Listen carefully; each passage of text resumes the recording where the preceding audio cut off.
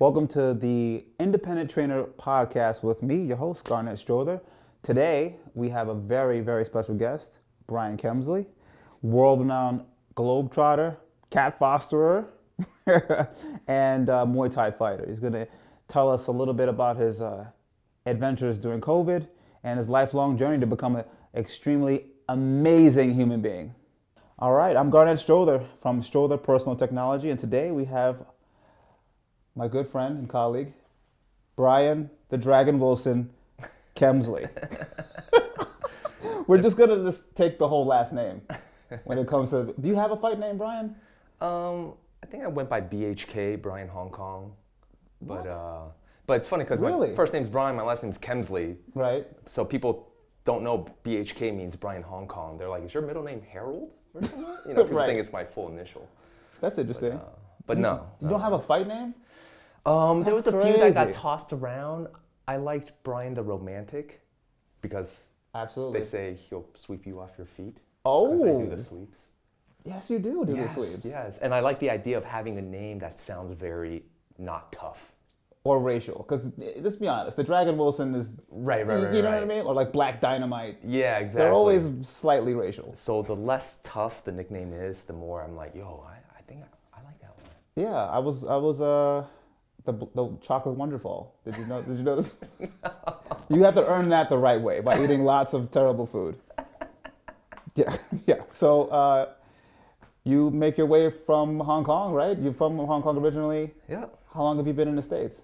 Moved here in 2002. Okay. So it's been 19 years now. Really? Dang. So I moved here when I was 15. Huh. And I guess at this point I've been in the States longer than, in Asia in general. Really? So Yeah, there you go. all American boy now. It's true. True story. So what prompted the move from Hong Kong to the States? I actually went from Hong Kong to Shanghai first. But I only lasted in Shanghai for about 6 months. And then in February of 2002, it's actually quite a sad story. Oh no. I got, I had, in those 6 months in Shanghai, I got kicked out of a few different schools. And then I was homeschooled for a bit, but then the homeschool teachers, it wasn't my mom that was homeschooling me, it was tutors, right? And they would quit because I was quite an awful human being. Same. And then, so in February of 2002, I got put into a juvenile detention center in Salt Lake City, Utah. Oh damn. So when I moved to the States, my whole family was still in China. I just kind of got sent over and locked up for a year and a half. Nice. That was my journey to America. So you're just slightly, just slightly bad. Just not, not too shabby. Right. Okay. Yeah. But yeah. Yeah. Everything turned out pretty good. Yeah, for sure. I mean, after that, after being in that juvenile place for a while, because I had no family here, so I was in a foster home for a bit. And then I was in a foster home until I turned 18. And that was also in Utah. Really? And then after that, I was free to go, free to roam, free to, check out, explore. True. Yeah. That's what's up. So at what point did you discover martial arts? Oh, that wasn't until later on. I mean, my dad's a white dude from LA. But Really? Yeah, my dad's a white dude. My mom's from Taiwan. But my dad has always had a fascination with it. Like he grew up watching kung fu movies. Right. And was a huge Chuck Norris fan. And Chuck Norris? Yeah, he liked Chuck Norris. He liked Bruce Lee. He did karate in LA growing up. And Nice. then when he moved to Hong Kong, he did Wing Chun. No way. And then did Jeet Kune Do. Of course. And so he was always into it. As a kid, he tried to show me a couple things when I was like 8, but it was like, get in the horse stance and stay there. And I'm like, yo, this sucks. Right. My legs are sore. I don't Which want is everyone's response when they get in the horse stance. Right, exactly. It's not a good time. Yeah, so, I wanted to punch and kick and spin around, but he wanted me to do horse stance stuff. So I like thought I was into it, and then when I had to do the discipline, the hard stuff when it came to martial arts, I was like, yo, this sucks. I don't want none of this at all. Right. So I didn't end up tapping back into it until like my early 20s, maybe 22. Really? 23, yeah. Wow. For sure. Such a late bloomer. That's so crazy. Yeah, for sure. And it was funny because when I first started getting into it, I got into Jukundo. Right. Jiu-jitsu. And I remember like seeing my dad for Christmas, going over Jukundo stuff, and he had learned this stuff maybe, I don't know, 25 years earlier. So like in the 80s? Yeah. Wow. Like late 80s. Wow. Early 90s maybe. Wow. And it was interesting because his Jukundo stance was way different than mine. Interesting. It evolved. Oh, so wow. the stance he got into, he's like, this is what they were teaching me in, I don't know, 89 or something. Right. And then I show him my stance that they're teaching now. It's completely different. So that, That's I don't know, crazy. that was crazy. interesting. I mean, I would have died to learn Judo in Hong Kong. I mean, I was so obsessed with Bruce Lee at the time. But it's a great thing that you did learn martial arts and jiu-jitsu because you kind of use it to save this woman and her baby. You've been doing your rounds on the podcast and national television. And can you tell me what was going through your mind? For people that don't know, Bryan saved a woman and her baby from a mentally disabled person and had the presence of mind to realize this person was not well, and you didn't attack this person, and in fact kind of saved them from the crowd that was happening. So can you tell us what's going on, what happened, what's going on in your mind while you were observing the situation and why you took the approach that you did? Sure, yeah. When I saw the whole thing go down, I strolled up when the man was playing tug of war with a stroller. They were kind of ripping it from each other. And there was already a couple people that surrounded him that were saying like, hey man, you gotta let go, you gotta let go. There was a big dude that was like, I'm gonna fuck you up, you better let go right now, I'm gonna fuck you up. And then the guy, trying to snatch the baby was saying, how do you know it's her baby? Why are you helping her? Let me check if this is my baby. This could be my baby, Right, okay. So he kept saying that, he kept switching between that and, this is my kid, this is my kid. Wow. By the way, I haven't talked about this in any of the interviews or talk shows, but how I knew it wasn't his kid, how I deduced that was he was a white dude, right, and she was 100% Asian, and the babies were 100% Asian. The irony in that is so startling. So that part helped. I guess could have been adopted, but that part helped. Could have been a young Bryan Kemsley in there. That's true. That's true. But so eventually they were able to peel his hand off, and the mom, ran off, which is the correct thing to do in that situation, is get her baby to safety. 100%. But then it was just us and him, and words were being exchanged. We knew we needed to detain the guy, but I'm not sure anyone there was trained enough to do it. So even if you're not trained, if you want to force someone to do something, you hit them, you punch them, you do all this stuff. Right.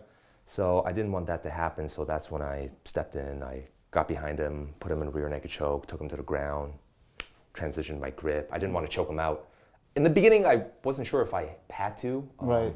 I actually did apply the choke in the beginning, but he just kind of went limp and didn't fight. So I'm like, oh, I don't need to put him out. So then I switched my grip. Right. And after I switched my grip, then he started fighting. But I got my hooks in and rolled over on my back and had full control over there. So I didn't feel like I was in danger. Throughout the whole scuffle, which took almost 20 minutes, he did try and kind of claw my face. He did try and backwards headbutt me a few times, but it was fine. I felt like I was in control the whole time. And a few minutes in, I realized that he may have not been all the way there mentally. Really? Or he was going through some sort of episode or something. He's having a bad day. Yeah, who knows? There was definitely the thought that this guy may be acting this way as a product of his condition, as opposed to him being an actual baby snatcher trying to sell it on the black market or put it in his dungeon or whatever. Right. It was highly more likely that he was just mentally ill, needed help. Exactly. So thank you for observing that. I mean, I think most people would have acted a lot more rashly, like the dude that was standing there saying, I'll mess you up. It's just...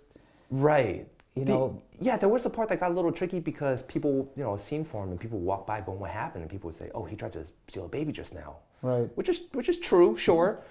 But then people walk up, be like, you pedophile motherfucker, and start kicking at him. And every time they kick at him, he'd fight me. I'm holding on to him. And so I'm like, oh, please stop. I'm attached to this. I know, don't. Like, he's headbutting me, not you. Please stop kicking him, sir, Right. But, I mean, I think that's what jiu-jitsu does for you. Obviously, the actual physical aspect of jiu-jitsu, the technique, it allows you to have full control over somebody and then choose whether you want to break his arm or choke him out or cause him pain.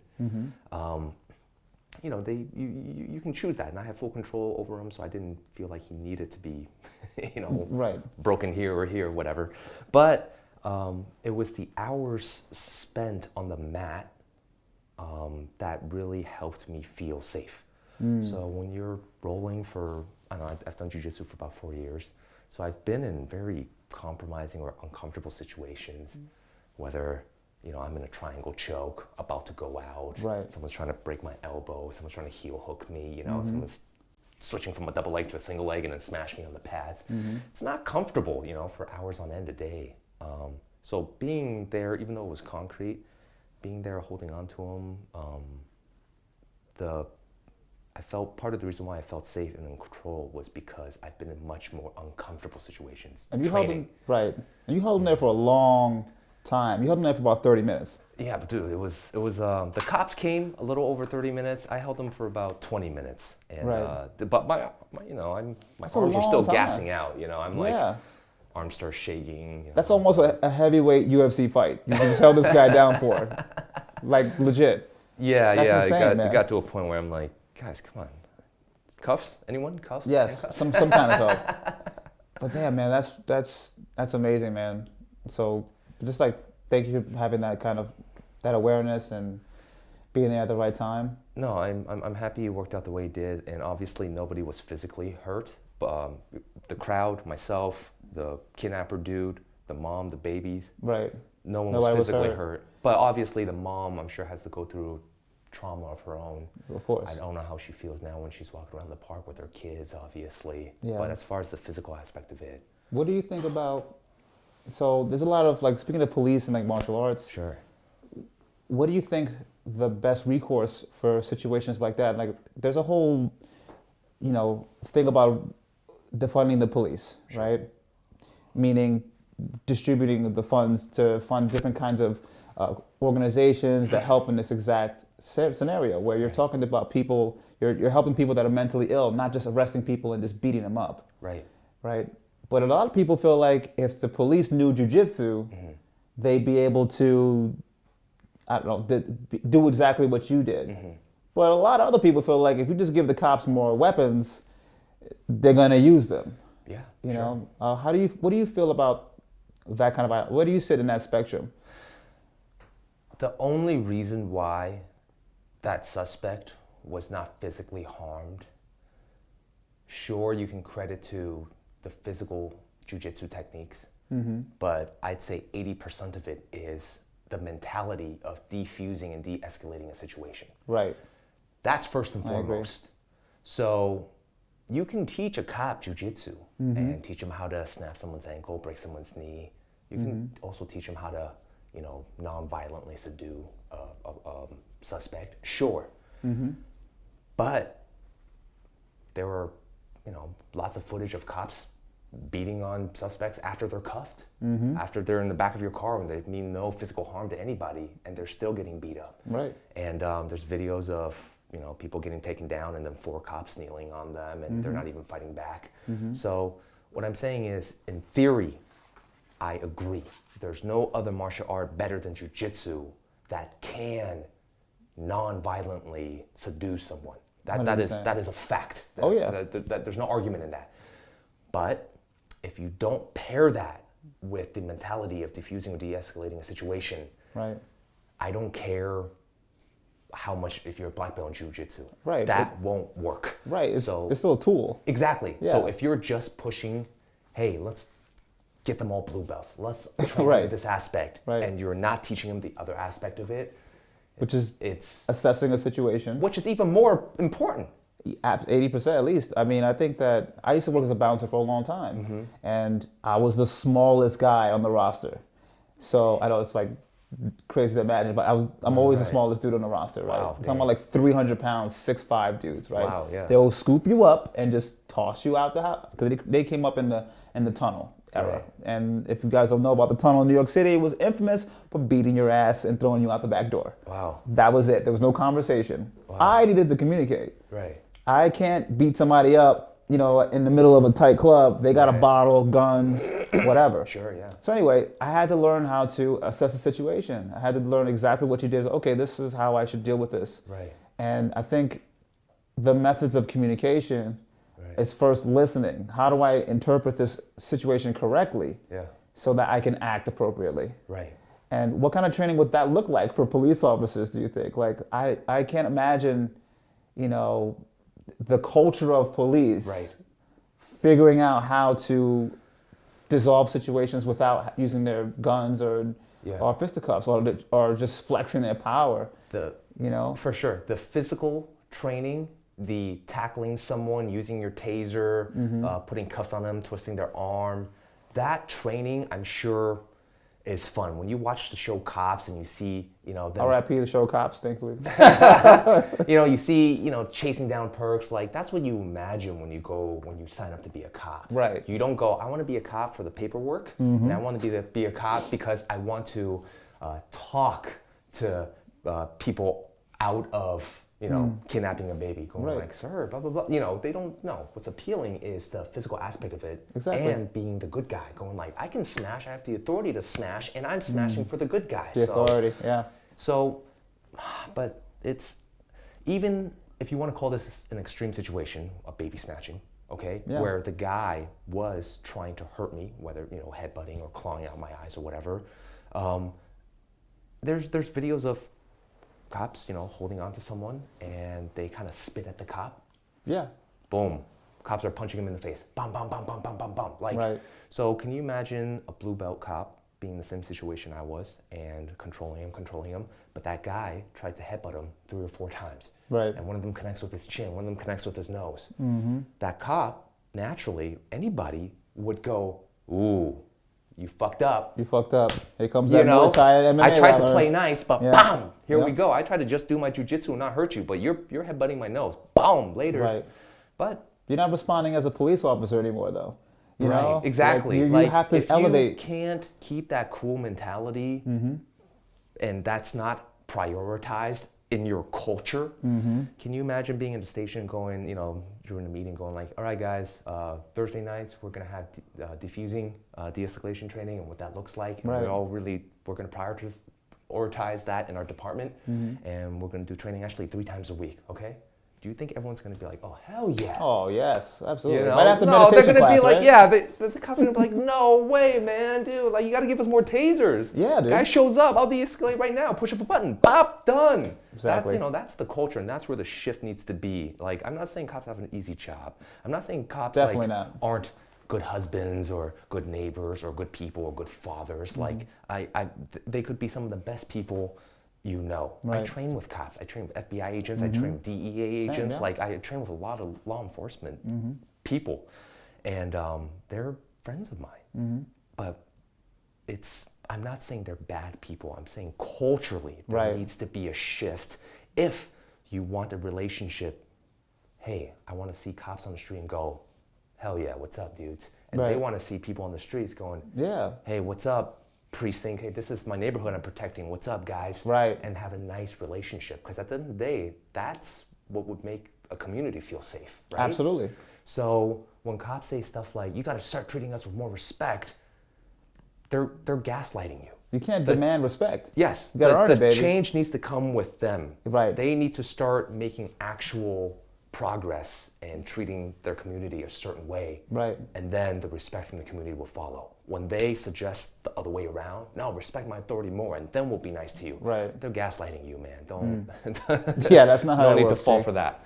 Speaking of community, I think that the hardcore community has adopted some of these aspects of self-control, especially when it comes to like straight edge hardcore community, which you're a card-carrying member. That's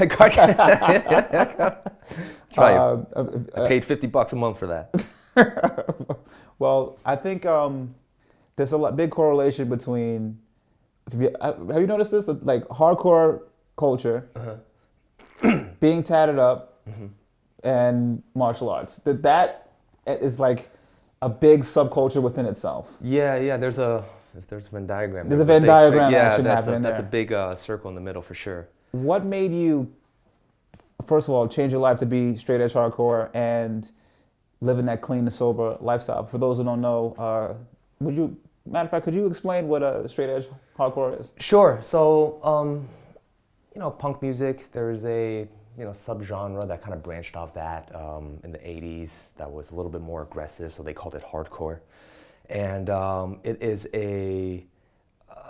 so these days when you hear about feminism or being an atheist or animal rights, fighting for equality, anything like that, these are all big topics within the hardcore and punk community.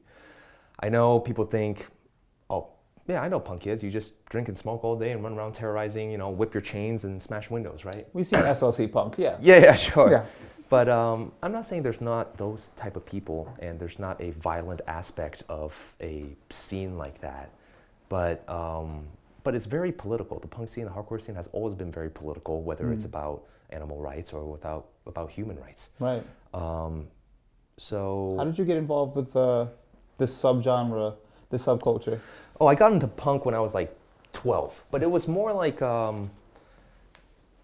punk like you would hear in the late 90s or mid 90s here in the States. It was like skate punk stuff. That was already very popular. It was like Warped Tour stuff. Right. And it was through those bands that I found out about more, I guess you could call it, underground, punk hardcore scene stuff. So that's how I got into it. So I was listening to that stuff already when I was in Hong Kong. And there was one record store that had like a bunch of punk and hardcore CDs, and we would frequent it. It was actually in an apartment. It was like a studio apartment. It was like in a residential building, and the guy had a studio apartment and just shelves of CDs. That's so awesome. We just go in there, smoke cigarettes and pick out records and go. Right. So that was before I was straight edge.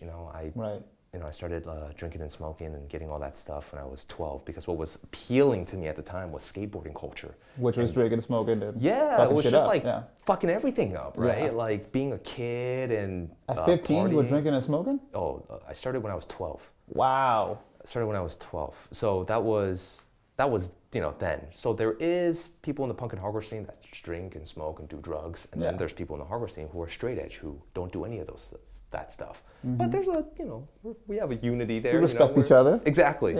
Exactly. So no judgment usually. No. Like it's a personal choice. If you think being sober is the best thing for you and you think you have the discipline to do so, then I highly encourage that lifestyle. Right. But I think what I get a lot is people go, wow, you don't drink or do drugs.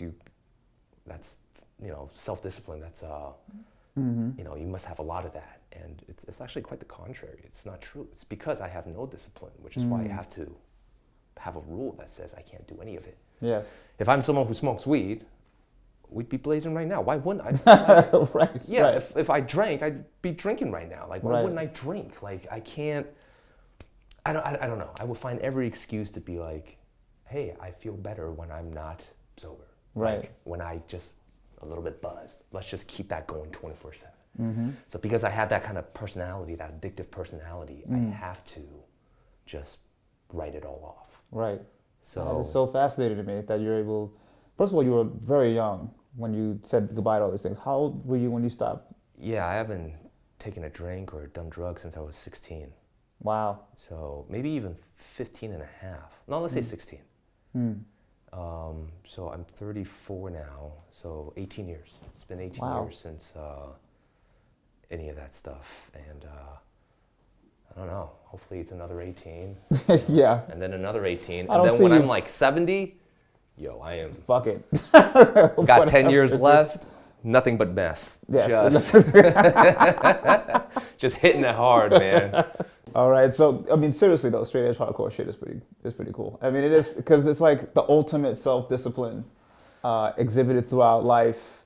It's like, just saying no to all that peer pressure, and like basically you're raw dog in life, and that's pretty impressive. You know what I'm saying? Like you're really like, especially during COVID. I feel like the first 2 weeks of COVID fucked me up. Like I was like, Oh, wow. I mean, like I just like had my daughter in the room. I had a bottle of like whatever. Right. And I was like, all right, well, I guess I'm taking 2 weeks off of work because that's when they told us lockdown would be over. Right. And I was just like, already had so many, plates spinning in my head. Yeah. Essentially, you're just alone with your thoughts. Yeah. And, Yeah. nothing else. Can't go outside. Can't go outside. You can It was only- cold. Yeah. So I was like, damn, what am I going to do? And then after 2 weeks, I was like, I can't do this shit. Right. I can't fucking just smoke weed and like drink. Yeah. I'm looking like shit. I feel like shit. Right, sure. I feel myself going into shit. So Sure. I had to be straight edge for a little bit. I had to clean that shit up. So I was wondering, since that is your deep, like when this happened, right? When COVID happened, how did you cope with this? Were you snacking a lot? Like what did you reach for when this? I feel very fortunate that even I tend to be at my most creative when there's a little bit of struggle in my life. So I feel like my life's been good for the past decade and everything's been going well, and I didn't have to, nothing put me in a place where I had to really sink or swim. And when I'm put in that spot, I'm very lucky to be able to feel the need to be productive. Because a lot of time depression or change of situation so drastically like that, it really puts people off. It makes them want to, sit at home and smoke weed all day or just watch movies or eat Cheetos nonstop on your couch. And immediately my mind goes to, I got to learn a new skill. And if I don't do that, the depression that sets in is the type that I'll just sit there and eat Doritos nonstop. But I do find myself very fortunate that my mind goes there first. Right. It's a trained thing. Yeah, for sure. It's been conditioned. Yeah. It's nice. Immediately. So I hadn't played the guitar in about like 7 years. I busted the guitar out. Nice. Immediately started writing songs where I couldn't have done that for 7 years. I had nothing in me. I had nothing to write. I started writing again. Wow. I bought an electronic drum set. I learned how to play drums. That's right. You're killing it. Yeah. You're so talented, man. It's like, I'm supposed to figure it out. Solo. Like YouTube. Yeah, it straight was to YouTube. That was very impressive. I go to Thailand a lot every year. I've been going to Thailand for about 10 years straight for about 3 months every year. And I don't speak Thai, so I'm like, well, I guess I'll learn Thai. So I went online, hired a tutor, and just a couple times a week for like 9 months. Actually, I got a session tomorrow. I'm still doing it. You taught yourself Thai. Yeah, so you got lessons. Yeah, so I'm doing that. But if my mind goes there instantly, and it doesn't matter if it's just COVID or whatever. It's if I have to go through a breakup or anything that really changes your whole life. Right. Like, I've been sleeping next to someone for 8 years straight, and now that person isn't there anymore. It's something very drastic. Right. Like I tend to get creative real fast because I know if I don't, Uber Eats all day, every day, pizza, Yeah. And I know I don't want to be there, so. Yeah, same. I just, personally, I made the decision to work on my craft of communication with myself first. And I think that's very interesting that you conditioned yourself to be able to just immediately pivot once you feel that resistance happening for you. That's such a key aspect of being disciplined and being a martial artist, is that big pivot. For me, it was just like relearning that. Being able to relearn, like, that's not even me. Like, I don't even smoke. Right. You know what I'm saying? Like, I don't even smoke. But I was like, maybe this will work. I don't know. Right. But it's just like, it just wasn't me, man. So I went right back to training, got the pad on top of the pole, and started doing martial arts. Started kicking it, man. So, for sure. And sometimes it takes that. Sometimes it takes a couple weeks to recognize a few things. Yeah. Yeah. I'm sure for everybody it's not just one. No. This happened, I'm doing this now. Right. I'm sure everyone learns differently. Everyone goes through stuff differently and handles boredom or change differently. Massive unstimulation. Yeah, Just absolutely. like under stimulation. It's just like, who are you without all these things? Yeah. And then people were figuring that out, and I figured out that I'm me. I'm a ninja who just like Right. it's just Doesn't what matter. it is. Yeah, it doesn't matter. I think that's that's really amazing that you're able to do that and just like kind of pivot. Do you have any hard skills you think you can recommend to people that, like, what is that switch that first receives the information like, okay, this is a difficult time. Let me get creative. The link between the two, how do we get people to be on that same wavelength? Like, how do we get people to do that? I think for me, it's a little bit natural at this point. So that's why I've mentioned that it's very fortunate. Right. But I definitely think if you try and manually flip that switch, people do tend to get burnt out rather quickly. So if you're like, I'm gonna learn French, Right. and you hire a tutor and you buy 100 sessions and you do it every day, by week 2 you're done. Right. So you have to not burn yourself out. Pace yourself. Yes, Okay. but the switch really is imagining yourself who you'll slowly become if you don't. And if that person doesn't scare you, fuck it, do it. Just drink and smoke weed every day. Because if you're happy with yourself as the person that smokes and does drugs all day, every day, and through the pandemic, then fuck it, do it. Right. But if that person scares you and you don't want to be that person, oh, thank God you have that choice to make for yourself. And that's exactly what occurred in my mind. I like hit fast forward during that 2 weeks, and I was like looking at myself like, oh no, this is not the move, dog. This is not how we want to. For sure. So I think we want to get to the end of this looking like that, bro. Come on, bro. Right. So I think that's key. Just envision, yourself as who you want to be. Not who you're gonna default as. Right. But who you want to be. Taking control over your destiny. For sure. That's really straight edge hardcore knowledge right there, baby. That's what that is right there. Coming straight at you, motherfucker. I like how this is rather deep, if you will, and really it just means I learned the drums. That's all that was. I'm like, yo, life lesson, man. Learn the drums. Learn the drums. And maybe a little karate. Yeah, that is pretty cool that you learned the fucking drums. I always wanted to. Tell you what, my neighbor was not happy, but I was happy. I mean, fuck it. Fuck that guy. It's the pandemic, dog. Like, what do you come on? Nah, we get along. We're cool. What about so you're teaching yourself Thai, right? We can't travel anywhere. So before you learned Thai, before you started learning Thai, you were traveling. You just came back from Mexico, actually, where you did not speak Spanish. No. But you were teaching people how to do Muay Thai without using any of their language. How were you able to communicate to them without understanding what they would understand really what you were saying? You didn't understand kind of what they were saying. Yeah, there was a language barrier. There was a language barrier. There was one individual that was down there that at the gym that spoke English fluently. He's actually an American guy. He's a Dominican dude. So he spoke Spanish fluently and English fluently. Oh, nice. And when he was around, he would translate so we can really fine tune those details. Right. But for the most part, on days when he wasn't there, when you're teaching Muay Thai, it actually. I learned a lot of my Muay Thai from Thais that didn't really speak English. Right. How did you learn? But I knew everything they were saying because they just go, more hip, right.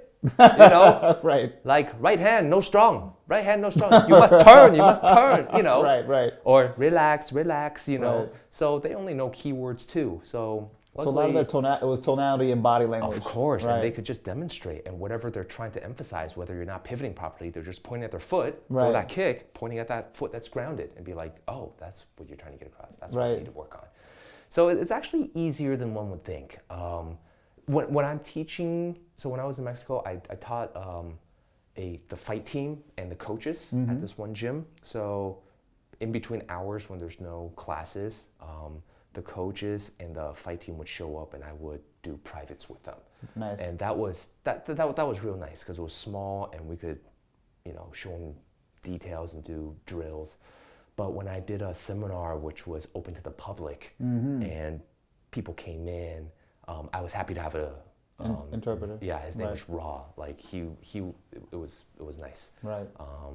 Otherwise, pointing at my foot and doing this in front of a bunch of people is a little bit different than if you and I were right next to each other and I'm really moving your body and showing you. Right. So, but yeah, other than that, everyone speaks Muay Thai. Everybody speaks Muay Thai. Yeah. If you're into Muay Thai, everyone speaks Muay Thai.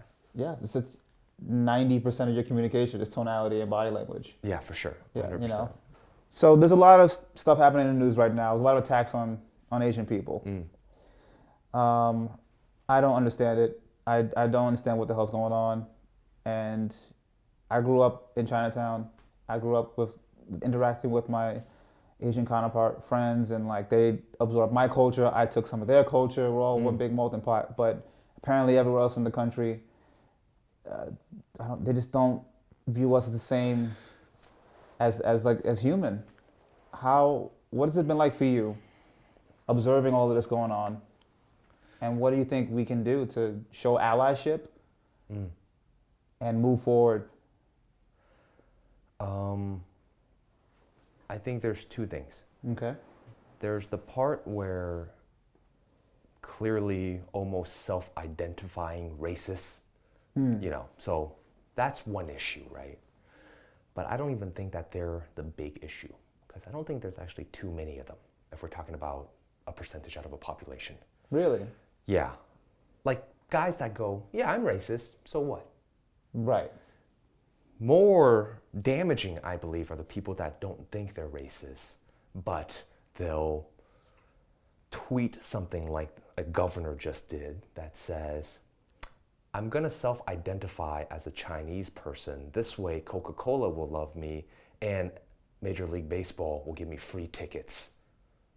Right. Well, God bless America. Right. That kind of racism is... Yes. So that's what that guy thinks. That's what that guy thinks, this governor that works for the people, thinks being Asian is. That it's so great being Asian that to be an Asian America, what that truly means is you get free baseball game seats, and Coca-Cola has a company, you know, likes you.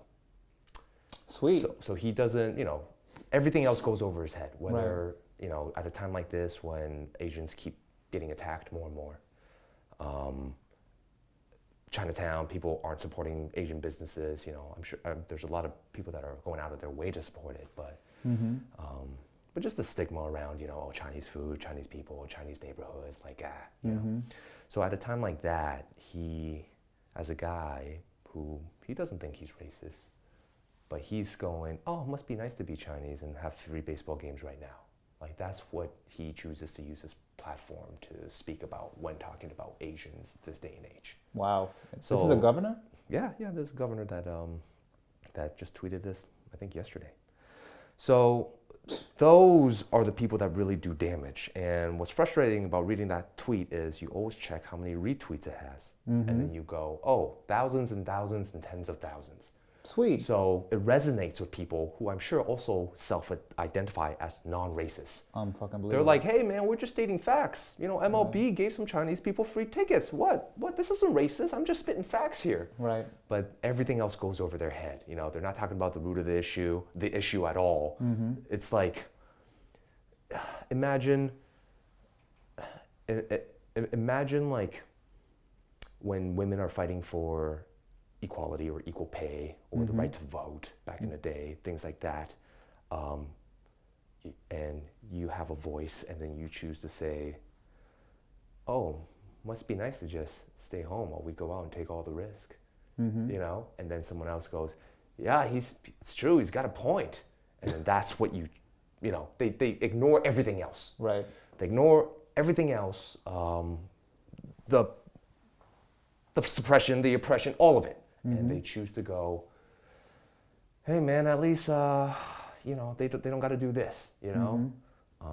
And it's whack. And that's where I think it's the most dangerous, is people that don't identify as being racist and just at a time like this, where people need help, where we should kind of look out for each other, choose to only talk about how nice it must be to be Asian right now because you get free MLB tickets. Because they're the hardest to reach. They don't identify with being racist. So it's hard to be like, listen, this is racist. What you're doing. It's like, no, I'm not. Absolutely not. Yeah, yeah. That's Yeah. incredibly They're like, infuriating. I eat Chinese food every Tuesday. Right. Yeah. Love Chinese food. Go down to P.F. Chang's, get it for the whole family. I'm not racist. P.F. Chang's is not Chinese food. Yeah. But that's close enough. I think that that's it too. It's like you can appropriate the culture. You can be involved. You can be a martial artist. Right. You can be a martial artist and hate Asian people. It's like, 100 how is that fucking possible? That 100%. And I think that's something that okay. So when I'm in Thailand, I see literal neo-Nazis there.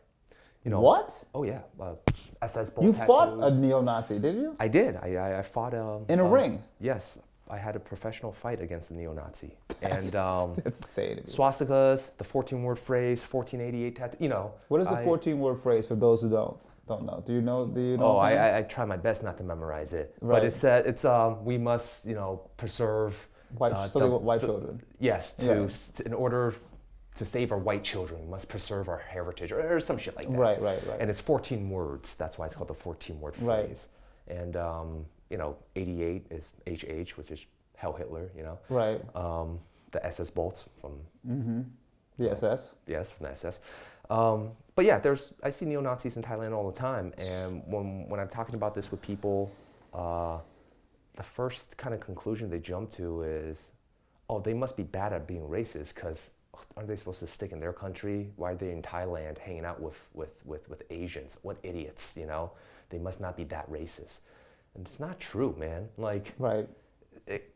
Exploit, learning how to, bash someone's face in, and learning the martial arts of that culture is not racist. Trying to benefit yourself from other, from things other cultures offer, trying to like take it so you can bash people is not racist. That is a definition of racism. Yeah, because racism is systemic. Yes. You bear the fruits. I pick the fruits. Yes.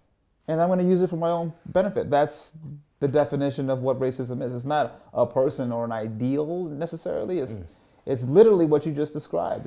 It's me, it's a system that takes and does not put in. Right. And the gym, I know the gyms that these neo-Nazis train at, and they train alongside with Thais. They train alongside with Americans that are Hispanic, Americans that are black. And sure, some people show up and they see the swastika tattoos and they go, this gym is not right for me. Sometimes they ask the owner what's up with this dude? Can you kick this Nazi out?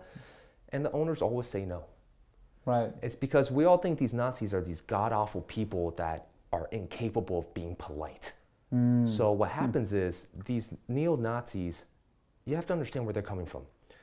Sure, they have whack ideals, and they're wrong about a lot of things in life. But you gotta think about it this way. They navigate through life coexisting with Thais, with Mexicans, with brown people, with black people, with Asians. Okay? Right. Being a neo-Nazi doesn't mean every time you see a Jew, you must attack. No. So when they come to a gym and they know they're going to be in an environment where it's multicultural and they want to stick around that gym, they're actually very friendly. Shake everyone's hands. They buddy up with the owner. Blend right in. Yeah, blend right in. So if there ever is a dude like yourself, with your skin color that shows up and goes, hey, why am I training with a Nazi? Like, either I'm going to go or he's going to go. And I hope you see that he should go, right? Right. He's going to go, oh, this guy? Sure, he has a past, but trust me, once you get to know him, he's a good guy. Meaning he's paying my bills. That. Yeah. And you know what? I'm sure he was very polite. You know what I mean? Right. So that's how, more often than not, people handle neo-Nazis. We all think when neo-Nazis pop up in our life, we're going to be like, yo, fuck Nazis. Right. It's not true. They're going to show up, they're going to be polite to you, and then you're going to accept them in your gym. You're going to accept them. Like, how else are they around? Obviously, there are gyms that specifically house neo-Nazis, ran by neo-Nazis, sure. But most Nazis don't train at those gyms. Right. They train at regular gyms, Your gym. Yeah. They train at your gym. Yeah, they train at exactly your gym, Your whatever gym. that may be. Yep. So, but the owner won't kick him out because they're like, no, he's had a past, sure. Oh, he's thinking about getting his tattoos removed, sure. It's like, no, man, you have to make up your mind now before a neo-Nazi gets into your life. Right. That's where you draw the line. I will have no neo-Nazis in my life, in my place of business, paying me their dirty ass fucking money. Right. I'm not about that. So make up that mind now, so when it happens, you can just make that quick decision. Otherwise, these guys who have been navigating through society, being polite and complimenting you and telling you what a great gym you have, they're gonna weasel your way onto your team. And destroy it. And you're gonna be that guy who gets called out eventually. You know, you're gonna be one of your fighters has swastika tattoos and you're fighting in the ring. Someone's gonna be like, hey, what gym does he go to? Why are you housing Nazis? And you're gonna be that guy, the gym owner or the trainer that's defending neo-Nazis now. No, he's married with 2 kids. I've met his family, great guy. You guys just don't know him. It's actually, Right. You're projecting. No. That's insane to me. How do you, the one thing you cannot humanize is a person that doesn't humanize people. Like, I don't understand how. And that's the issue with. We allow this culturally into martial arts. Yeah. You think this is a place of acceptance where you and I look different from most people in general, but we're different from any other thing that you've ever seen, and we're accepted. But that's the mentality of the martial arts. It's the heart of martial arts is to be able to accept people for being different, with the exception of oppression. These people are oppressing people. Yes. They would like to see us extinct. This is not something like, this is not like having a different sports team. Right. You know what I'm saying? Yeah. Like it's talking about extinction. If you are one that says, we're all entitled to our opinion, and you view the guy that says Jews should die, and hey, Nazis really shouldn't be allowed to say that or do that, and you're the guy in the middle that goes, you know what, you're the same because they hate Jews and you hate Nazis. You're actually the same. You couldn't be further like factually wrong. Right. You know, like right. please don't be that person. You're doing just as much harm as this Nazi is. And exactly. That's the problem. You're giving them a lane to run in. Yes, absolutely. And I just don't, it infuriates me when I hear gyms also, on the flip side of that, like embrace Nazi culture, right? But also say that they don't. And then actually do. Yeah. And then we have to leave. You know, it's a thing where it's a huge problem in the martial arts community where people are just, adopting these authoritarian beliefs, being homophobic, being misogynistic, being racist.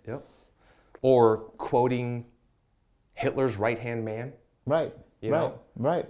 You have a huge platform and you're one of the most famous martial artists in the world, and you choose to quote Hitler's right-hand man because it was a nice, wholesome quote about discipline and honor or something. Right. It's like, Jesus Christ, man. I'm sure Charles Manson has some great quotes too. But right. See me quoting Charles Manson. Right. Because he's a fucking psycho. Yes. That baffles me. And then, my Black, Latino, and Asian training partners, they still follow this person. Let me tell you why I still follow this person. That's what they tell me.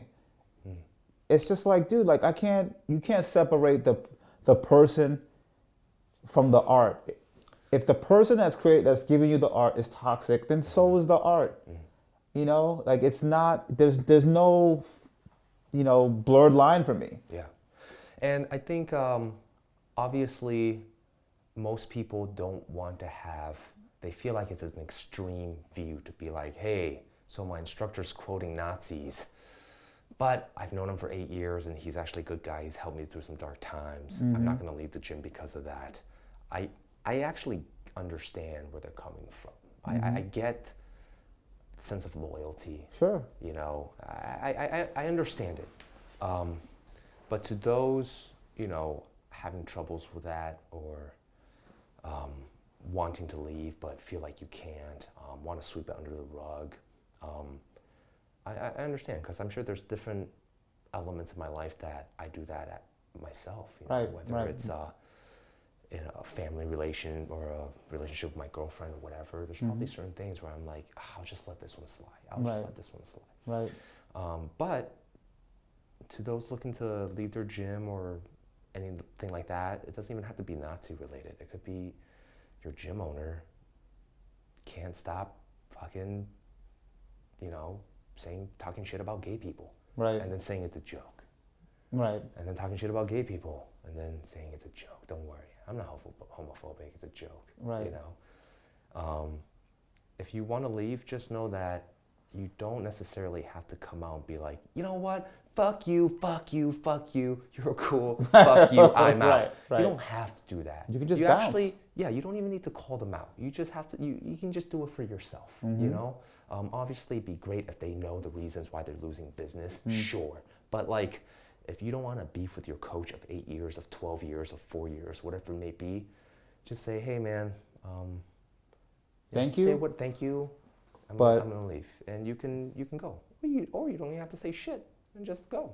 Basically, up to you. There's more than one ways about leaving a toxic environment, and if you feel like that making the move is right for you, I do encourage it. I'm not saying the road ahead is going to be easy. Like now that I've left that gym, oh wow, everything's going great in my life. I'm not saying there's not going to be a period where you're navigating through different gyms and trying to find your spot at different gyms. Like I get it, it's tough, but like you got to draw the line somewhere.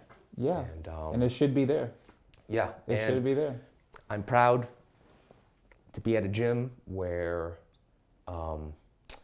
when slurs get thrown around, when people are there saying certain things about gay people, by all means, you're just like, oh, didn't know you were homo, get the fuck out. Right. Right. Like, that's the gym I want to be at. Exactly. Right. Exactly. I'm proud of that gym. I'm proud of that gym. It's like, I'm not trying to turn you into someone that's not homophobic. I'm just letting you know that your ideals are not welcome at this gym. Precisely. It's not my job to cure you. Exactly. You can find help anywhere else you want, but I'm not teaching you how to fight. I'm not teaching you how to end people, to smash people. Right. Not with that That's ideology. not my legacy. No. Please, excuse yourself from my gym. Exactly. So the gyms that do that, shout out to you. For real. For real. And I feel like they're kind of few and far in between right now.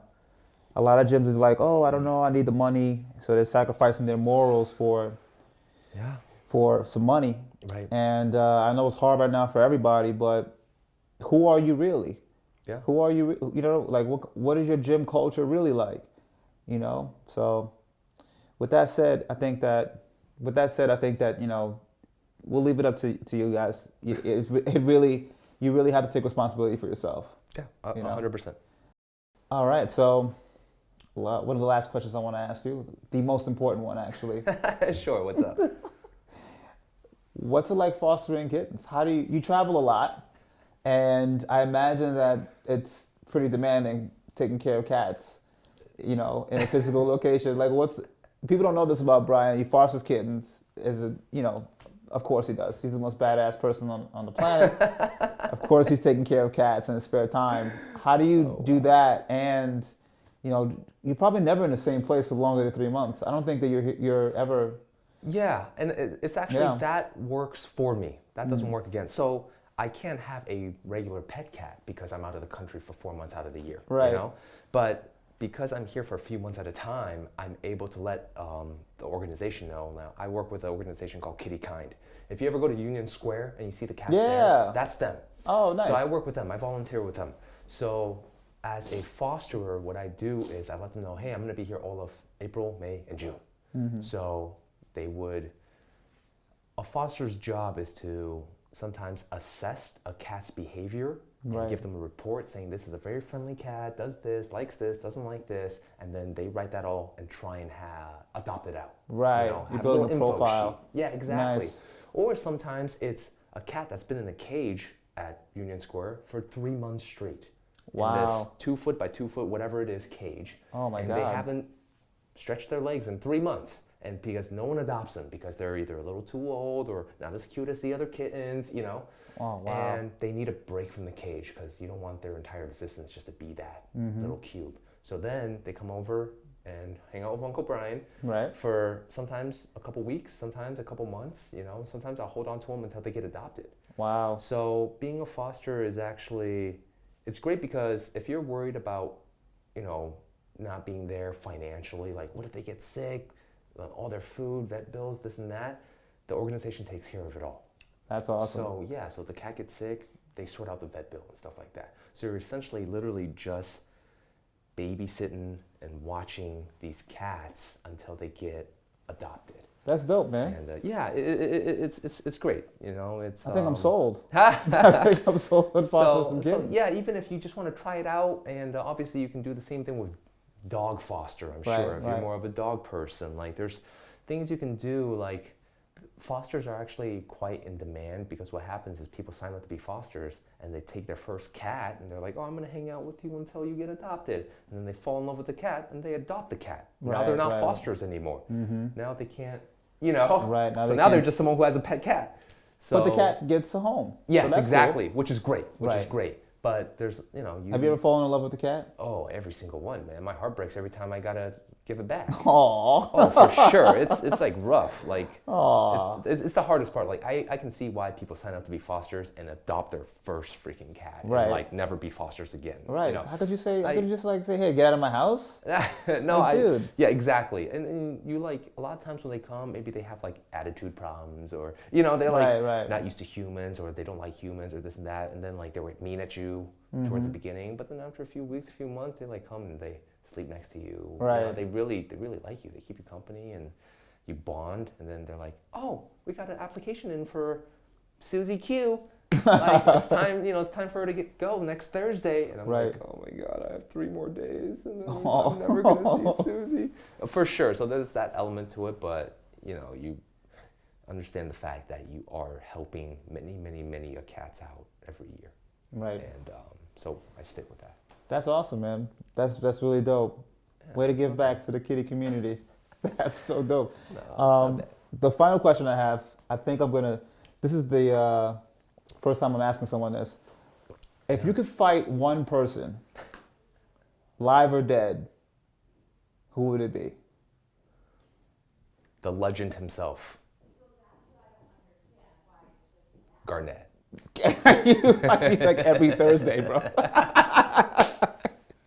But like any live or dead, legendary martial artist, swordsman, politician, who you got? Wow. Anybody? Well, there's people I would like to fight due to the fact that I want it to be a street fight and we can kind of really hurt each other, right? Because I don't like the character or things they've done, Yes, absolutely. Who are those people? Come on. Man. I know Bryan is the nicest guy on the planet, but come on, Bryan. No, any major political figure and, any of them has 100 years that have done such detrimental, damage to society. Abraham Lincoln, I'm coming for you. Line them all up. We'll have fun. No, but I think if I had to choose, I would want it to be a learning experience. So I would want to fight maybe a Muay Thai fighter that's very good that I would definitely lose, and I will come out of that like learning a few things. Right. Who's a fighter that comes to mind? I've trained with him a bunch. His name is Nam Sak Noi. And he's a slick fighter. He has 300 fights and won 295. Jesus. So he's only lost 5 out of 300 fights. He's slick. So sounds like it. Oh yeah. So I would either want to fight him. Like I said, it would just be a learning opportunity, or Samart, which is also legendary tall. He goes southpaw a lot as well. He uses his length. Just a savant when it comes to fighting. Just a genius. For sure. So other than, all the Hitler types of the world, it would be those two that I would love to get beat up by and hopefully come out learning a thing or two. That's beautiful. I personally would like to fight this week. This week? This week I'd like to fight Colby Covington? I'd like to fight Colby Covington. I'm just going to go ahead and throw that out there. Yeah, he should probably be on the list every week, right? Yeah, every week he should be. Yeah, on every episode of your podcast, if it ends with this question, Yeah. that should, after you brainstorm the names, that should always be a name. That I would pops love a fight. I would love to train with like an anti-Nazi gym, and then fight Kobe Covington. That'd be great. I don't know if I could make 170 though. He might have to come up to 185, Kobe. I might have to come down. Shit, I'm a light heavyweight right now. Shit. Anyway, that's a different problem for another time. Thank you, Bryan. No, of course. You're man. the absolute best. The Thank you, nicest buddy. guy in the world. The superhero, cat foster, globe-trotting playboy, Muay Thai fighter, and instructor. Wow, thank Just you. an incredible, incredible human being. Thank you so much for coming by. Oh, that's very kind. My of dear, you. dear friend. Dude, thank you. I appreciate you having me, and honored to be here. Episode 1. Episode 1. Yeah, episode 1 out of 100. We're coming at you, dog. Peace.